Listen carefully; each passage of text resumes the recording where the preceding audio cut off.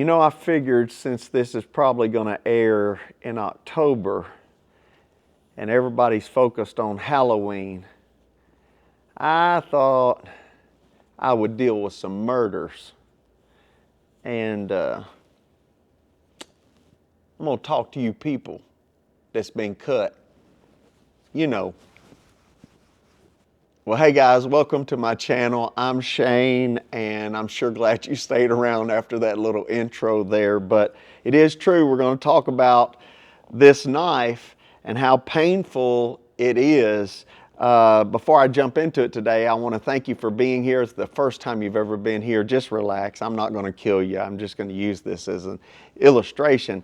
However, I am going to help you with your leadership, and I can promise you, over the course of the next 5 weeks, this leadership teaching is going to change your life. You know why?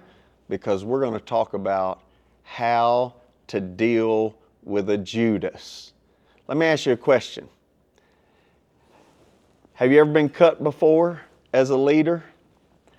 You know what I've learned? I've learned that the deepest cuts don't come from my enemies. They come from the ones that I've trusted the most. One of the scriptures that throws me off, and you can use this whether you're in the marketplace or you're in ministry, is when Jesus chooses the 12, and then on the night of his betrayal, he says, I chose 12 of you and one of you's a devil. That just messes with my mind that even Jesus had somebody on his team that would betray him. So let me just tell you what I've learned in 36 years of leadership. I've learned that every leader, no matter how good you are, no matter how holy you live, no matter how skilled of a communicator, you are going to come to a moment where somebody on your team is going to face betrayal, or you're going to face betrayal as the result of somebody on your team. And let me just tell you, do you know why betrayal is so hard to deal with? Number one, you trust people, and that's what makes it cut so deep. But the other reason that betrayal is so bitter and hard is it disrupts your entire organization. Everything kind of spins out of control. Recently, I've been dealing with some leaders all across the country who have had this right here stuck in their back by the people that they love the most. And, I don't even think sometimes people understand what they're doing and how badly that they're hurting leadership or an organization by letting the spirit of betrayal come in. So for the next several weeks, we're going to talk about how to deal with a Judas. And every single week, I'm going to give you one key of how to navigate betrayal and being stabbed in the back. So let me go ahead and jump right on into it today. And let me give you the first key. And this is going to shock you, but I want to help you. The best thing you can do as a leader is you need to expect the Judas. Just go ahead and expect it. This is your first key to overcoming betrayal and navigating through it. Expect a Judas. Betrayal is just part of being a leader. That's how it is. You're never going to change that. I don't care how much you invest in people. I don't care how much you love them.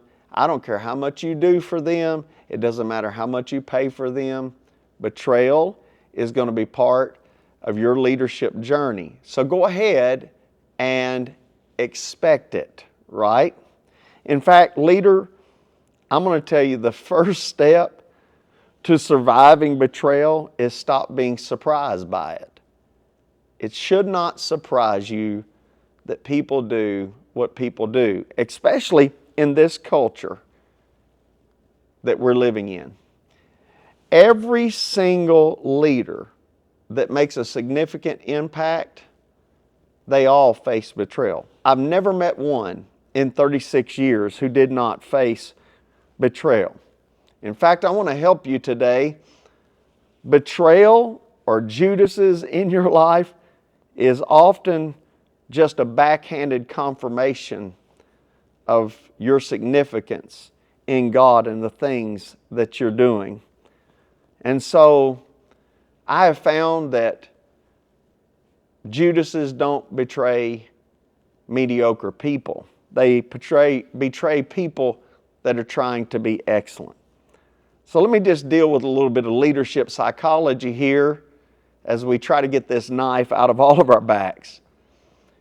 I believe that we often set up ourselves for devastation because we carry an unrealistic, unconscious expectation about humanity.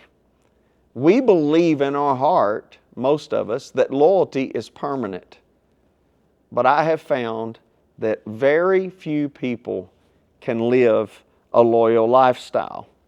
Most people have been shaped by instability and insecurity, offenses, and they carry all of that onto your team. And as a result, they don't think anything about betraying leadership or betraying an organization. So let me give you a practical application in this first lesson. Build your leadership framework with betrayal in mind. Know it's going to be there and build your framework around it. Expect it without becoming cynical, without getting bitter. Do your best to protect your heart. But whatever you do, leader, don't isolate just because you've experienced a Judas multiple times. So today, I want to leave you with this one thought. The betrayal that you're going through right now is not proof of your failure. It is proof of your significance. I know it hurts, but you're going to make it through it. You know how I know you're going to make it through it? Because you're going to tune back in next week, and I'm going to give you another leadership tip on how to survive a Judas. Whatever you do, like, subscribe, and share. Help us get the word out. I love you guys. I'll see you next Tuesday.